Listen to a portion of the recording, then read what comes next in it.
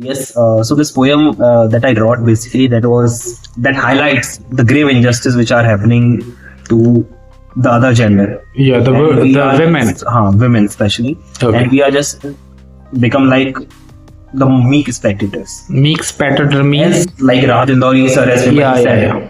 कि लगेगी आग तो आएंगे कई घर जद में. क्या बात है, इस मोहल्ले में केवल मेरा मकान थोड़ी ना है. क्या So I'm just expressing this kind of philosophy through my words. So the title name is bystander. Sure. Bystander. Bystander. कि you are just seeing, you are not doing nothing, any action to protect it. You are just seeing it. You are just a meek spectator. Yeah. Right?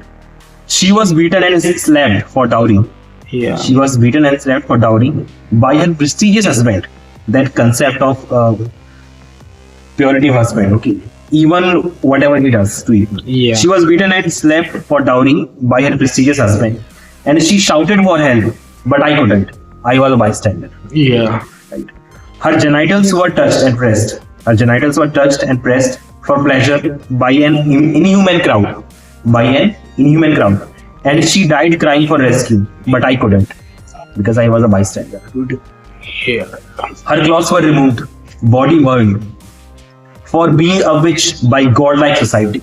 The society which Pretend to be. which formalize them as like a something witchcraft or certain person who is anti-social women, and they just socially boycott her in this aspect. Yeah. Her clothes were removed, body burned, for being a witch by godlike society, and she pleaded for a painless death. You can remember the irony here. Yeah. And she pleaded for a painless death. Still, I couldn't. I was a bystander. My turn to undergo everything for being a woman by almighty men, and I became an object, no help, only laughs and whistles, and everyone was a bystander. So the last four lines just depict ki, what if I was a woman? That says my turn. Now I am becoming a woman. Yeah. My turn to undergo everything for being a woman by almighty men, and I became an object, no help, only laughs and whistles. Yeah. As everyone was a bystander. Yeah. So if you are not helping anyone, Yeah. at the end there will be nothing, no person will left that will come to help you. Yeah. So this is the gruesome reality of it. Yeah, there is the concept also which is well prevalent in our society, in the godlike society that you mentioned in your poem, that the people may sympathize you in a certain way, or they, but it's too difficult for them to do something about it. Yeah.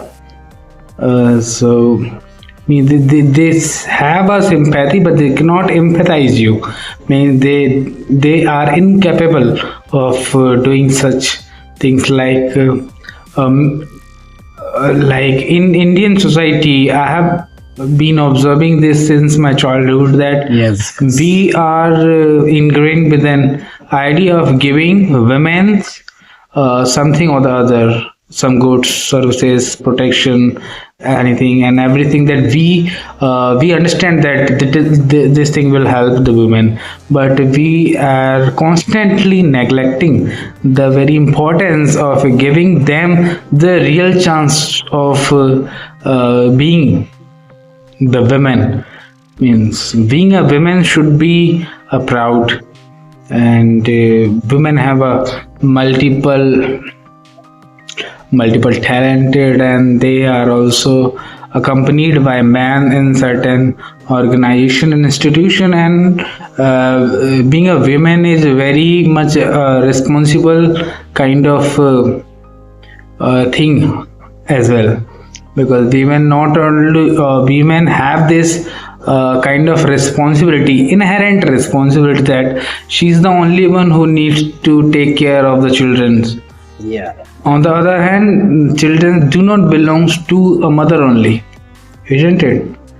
And so the kind of words was in your poem was clearly depicting the very plight and the numbness and dumbness of our society that we constantly neglect in our day-to-day life. And I wish that these lines could have some or the other impact on youth generation, Gen Z, so that they can bring in something else, something more than what we were used to do in the last decade. Thank you everyone listening to this beautiful poem.